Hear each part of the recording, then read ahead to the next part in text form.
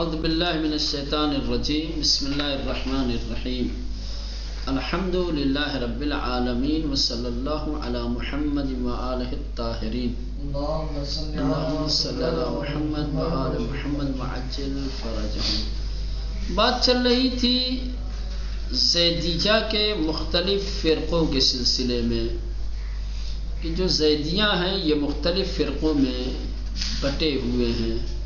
ان فرقوں میں سے ایک فرقہ تھا جارودیہ، کیا تھا؟ جارودیہ۔ دوسرا فرقہ تھا سلیمانیہ، اور اس کے بعد تیسرا اور چوتھا فرقہ۔ یہ دو فرقوں کو ایک ساتھ ذکر کیا ہے، صالحیہ و تبریجہ، چونکہ ان کے عقائد ایک دوسرے سے متفق ہیں، دونوں کے عقائد ایک ہی جیسے ہیں، بس خالی پیروکار دوسرے افراد کے ہیں، اس لیے ان کا ساتھ میں ذکر کیا ہے۔ اب چاہے تو 3 صالحیہ کر لو، 4 تبریہ کر لو، الگ الگ بھی کر سکتے ہو۔ صالحیہ و تبریعیہ۔ صالحیہ یہ کس کے پیروکار ہیں؟ حسن ابن صالح ابن حی، حسن ابن صالح ابن حی کے پیروکار اور اس کے حمایتی ہیں۔ اور تبریجہ یہ کثیر النوا، یہ اس کے پیروکار ہیں۔ ٹھیک، پیروی میں یہ 2 الگ الگ اشخاص کے پیروکار ہیں، اور چونکہ جن کی پیروی کرنے والے ہیں انہی کی طرف منسوب ہیں، اسی لیے ان کا نام الگ الگ۔ جو صالح کا پیروکار ہے وہ صالحیہ ہو گیا، اور جو نوا کا کثیر النوا، ان کو تبریہ کہا جاتا ہے۔ کہتے ہیں کہ یہ دونوں فرقے از لحاظ سے دیدگاہ عقیدتی، اعتقادی نقطۂ نظر سے ایک دوسرے کے موافق ہیں۔ عقیدے میں دونوں کیا ہے؟ ایک جیسے ہیں، دونوں کے نظریات، دونوں کے عقائد ایک جیسے ہیں۔ اور امامت میں سلیمانیہ کے ہم عقیدہ ہیں۔ امامت کے سلسلے میں جو نظریہ، جو عقیدہ سلیمانیہ کا تھا، وہی عقیدہ اور وہی نظریہ صالحیہ اور تبریعیہ کا ہے۔ لیکن عثمان کے بارے میں کہ عثمان مومن تھا یا مومن نہیں تھا، یہاں آ کر کے وہ توقف کرتے۔ توقف کا مطلب کوئی رائے نہیں دیتے، نہ مومن کہتے ہیں نہ کافر کہتے ہیں۔ کیوں آخر ایسا ہے کہ نہ مومن کہتے ہیں نہ کافر کہتے ہیں؟ اس کی ایک وجہ ہے توقف کی۔ اس کی وجہ یہ ہے کہ جب عثمان کے بارے میں روایتیں دیکھتے ہیں تو دیکھتے ہیں کہ یہ عشرہ مبشرہ میں ہیں۔ عشرہ مبشرہ جانتے ہیں؟ نبی کریم کی ایک روایت ہے، جس روایت میں اللہ کے رسول نے کیا ہے، کچھ لوگوں کو جنت کی بشارت دی تھی، ٹھیک، جس میں یہ عثمان بھی تھے۔ ان کو عشرہ مبشرہ 10 لوگوں کا کہ جنت 10 لوگوں کی مشتاق ہے، جنت 10 لوگوں کی مشتاق ہے، ان میں ایک یہ ہے۔ تو اب ظاہر سی بات ہے، اللہ کے رسول اگر کسی کے لیے یہ فرما رہے ہیں کہ جنت ان کی مشتاق ہے تو یقیناً وہ مومن ہے نا۔ جن 10 لوگوں کے بارے میں اللہ کے رسول نے جنت کی بشارت دی تھی ان کو کہا جاتا ہے عشرہ مبشرہ۔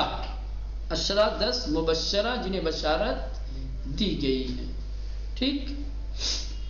ہاں، تو یہ کہتے ہیں صالحیہ اور تبریہ کہتے ہیں عثمان کے سلسلے میں ان کا نظریہ توقف ہے، نہ مومن کہتے ہیں اور نہ ہی کافر کہتے ہیں۔ توقف کیوں کیا ہے ان لوگوں نے؟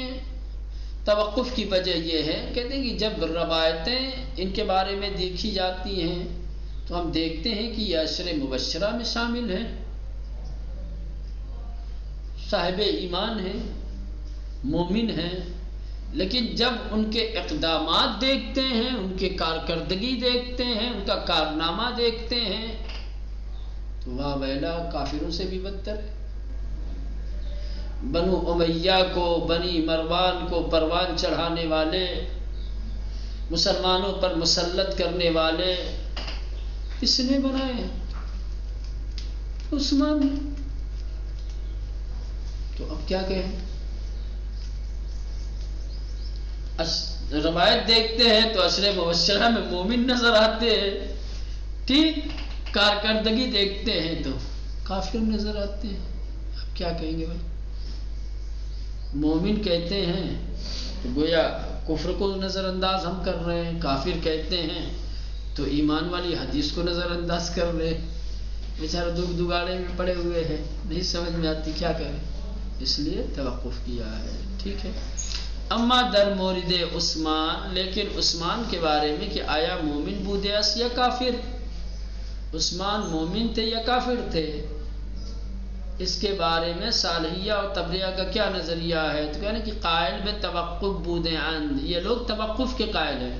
توقف کا مطلب کسی طریقے کا کوئی نظریہ نہیں، کوئی رائے نہیں، نہ مومن نہ کافر، خاموش، ٹھیک۔ کیوں آخر توقف کرتے ہیں؟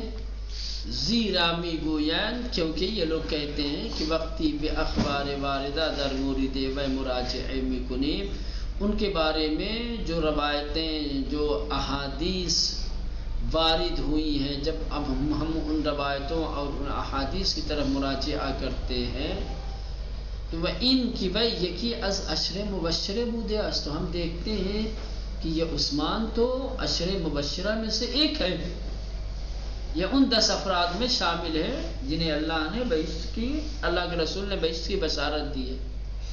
بے مسلمان بودن و مومن بودن او، تو یہ تو اس کے مسلمان ہونے اور اس کے مومن ہونے کے بارے میں ہے۔ وہ ان کے اہل بہشت خواہد بود، اور یہ روایتیں بتاتی ہیں کہ وہ جنتی ہیں، اہل بہشت میں سے ہیں، لہذا ان کے مسلمان ہونے، مومن ہونے، جنتی ہونے کا حکم لگاتے ہیں۔ اما وقتی بکارہا و اقدامات او نگاہ میں کنی، لیکن جب ان کے کارکردگی کو، ان کے اقدامات کو، ان کے اعمال کو دیکھتے ہیں تو در ان کی بنی امیہ و بنی مروان را تربیت کرد، تو ہم دیکھتے ہیں کہ بنی امیہ کو، بنی مروان کو انہیں نہیں تربیت کی، اسی نے ہی پالا ہے، اسی نے پروان چڑھائے، وہ رشد داد و در امور استبداد رائے داشت، اور باقاعدہ بنو امیہ اور بنو مروان کے جو استبدادی عمل تھا، ظلم و ستم جو ان لوگوں نے کیا ہے، اس میں باقاعدہ طور پر عثمان نے رائے دی ہے، اور مخالف سر صحابہ عمل میں کرد، اور اس نے صحابہ پیغمبر کے خلاف عمل کیا ہے۔ تو یہ ساری چیزیں دیکھ کر کے بے کفر او حکم می کنیم، کیا کرتے ہیں؟ عثمان کے کفر کا حکم لگاتے ہیں۔ از ان رو در امر او حیران می مانیم، یہ وجہ ہے کہ عثمان کے بارے میں سرگرداں ہو جاتے ہیں، حیران اور پریشان ہو جاتے ہیں کہ بالاخرے ہم کیا کہیں ان کو، مومن کہیں اگر روایتوں کو دیکھ کر، روایتیں تو مومن بتا رہی ہیں، روایتیں تو اہل بیت سے بتا رہی، لیکن کام تو سارا کافروں والا ہے، اور اگر ہم کام کو دیکھ کر کے کفر کا حکم لگاتے ہیں تو گویا روایتوں کو نظر انداز کر رہے ہیں، کریں تو کیا کریں، ٹھیک ہے۔ لہذا کیا کہتے ہیں؟ لہذا کار اورا بے احکم الحاکمین واگزار می کنی، کہتے ہیں کہ اب اس کا مسئلہ احکم الحاکمین کی بارگاہ میں، اس کو جو فیصلہ کرنا ہوگا، جنت دینی ہوگی جنت دے گا، جہنم میں ڈالنا ہوگا جہنم میں ڈال دے گا۔ مومن سمجھتا ہے وہ اسے یا کافر سمجھتا ہے وہ اس کی بات ہے، ٹھیک ہے۔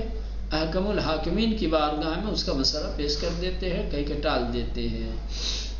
نہیں تو عثمان کے بارے میں، حضرت علی علیہ السلام کے بارے میں ان کا کیا اعتقاد تھا، کیا نظریہ تھا؟ کہتے ہیں کہ رسول خدا کے بعد امت میں سب سے اعلیٰ، سب سے افضل کیا ہے؟ حضرت علی علیہ السلام، اور امت کی امامت کے لیے سب سے زیادہ لائق اور مناسب شخص تھے۔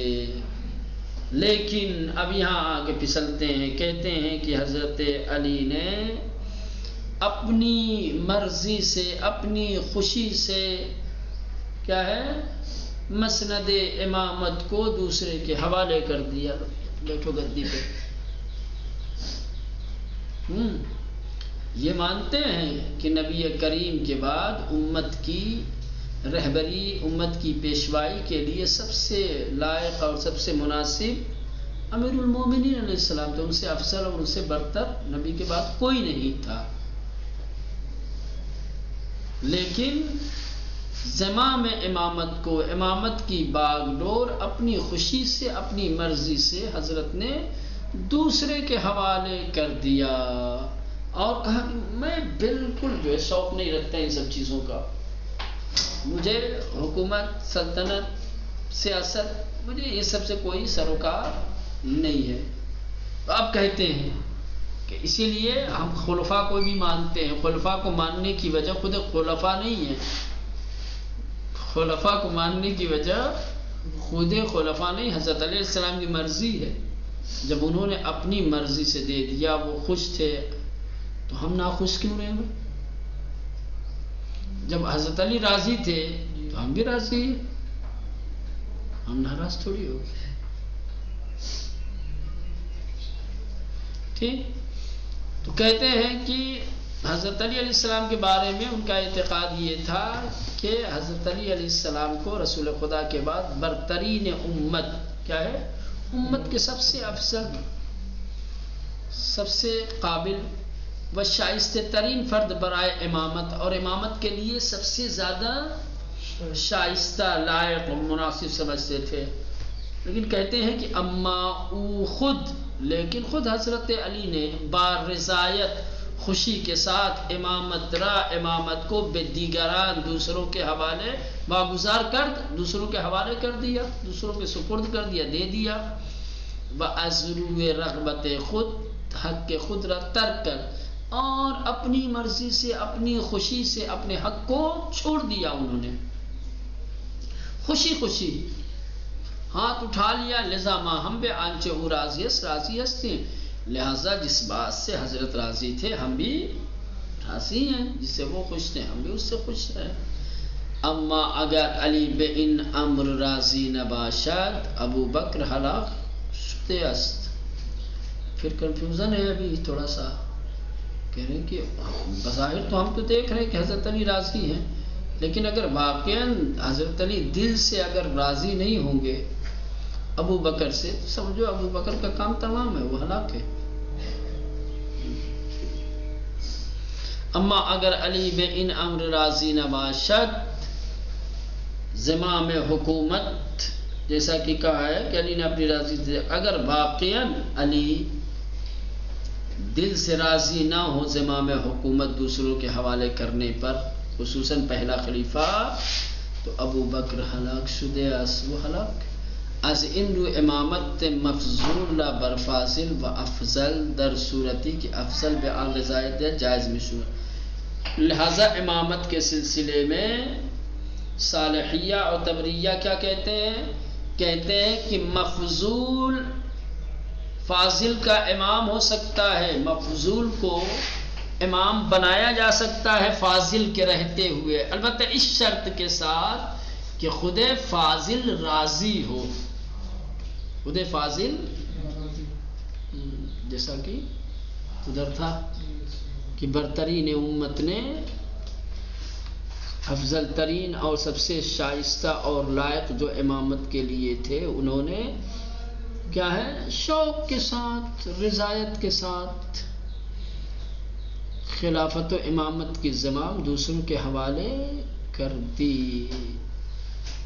چونکہ وہاں علی راضی تھے، اس لیے کیا ہے، ہم نے مفضول کو فاضل پر کیا ہے برتری دے دی اور اسے امام بنا دیا، فاضل کے ہوتے ہوئے مفضول کو اپنا امام تسلیم کر لیا۔ لہذا اور بھی آگے اگر اس طریقے کا مسئلہ پیش آتا ہے کہ فاضل کے ہوتے ہوئے مفضول کو امام منتخب کرنے کی ضرورت پڑی، تو اگر فاضل راضی ہوگا تسلیم کر لیں گے، کوئی حرج نہیں ہے، لیکن فاضل کا راضی ہونا ضروری ہے۔ فاضل کی رضایت کے بغیر ہم مفضول کی امامت کو قبول نہیں کر سکتے ہیں۔